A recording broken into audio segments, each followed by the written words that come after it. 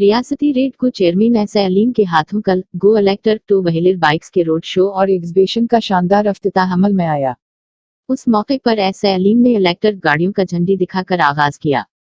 इलेक्टर bikes launch road show exhibition के मौके पर रेड को चेयरमैन एसए अलीम ने बताया कि डीजल पेट्रोल की कीमतों में दिन ब दिन इजाफा के बावजूद गाड़ियां चलाना मुश्किल हो रहा है और गाड़ियों से खारिज होने वाले धुएं से इंसानी सेहत पर मुज़र असरात मरतब हो रहे हैं, जिसकी वजह से तेलंगाना रेडको ने इलेक्ट्रिक से चलने वाली गाड़ियों को तैयार करने की कंपनियों से ख्वाहिश की थी, जिस पर मुस्बत रद्दअमल सामने आया। गो इलेक्ट्रिक कंपनी ने इलेक्ट्रिक काफ गाड़ियों की तैयारी अमल में लाई, जिसके शोरूम का आज आगाज हुआ है। गो इलेक्ट्रिक काफ शोरूम इंतजामिया ने बताया कि ये गाड़ियां बगैर पेट्रोल डीजल के इलेक्ट्रिक से चलती है।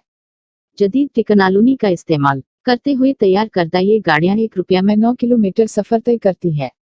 उन्होंने बताया कि गाड़ियों की कंपनियों की जानिब से न सिर्फ टू व्हीलर बल्कि फोर व्हीलर और ऑटो भी तैयार किया गया है।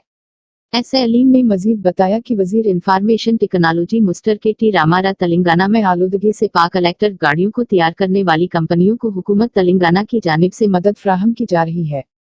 तेलंगाना में गाड़ियों को चार्जिंग फ्राहम करने के लिए पेट्रोल पंप की तरह गाड़ियों के चार्जिंग पंप्स भी कायम किए जा रहे हैं।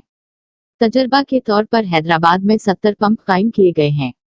उन्होंने अवाम से ख्वाहिश करते हुए कहा कि उससे इस्तेफादा हासिल करें और इलेक्ट्रिक गाड़ियों को ज्यादा से ज्यादा इस्तेमाल करके आलूदगी का खात्मा कर सकते हैं।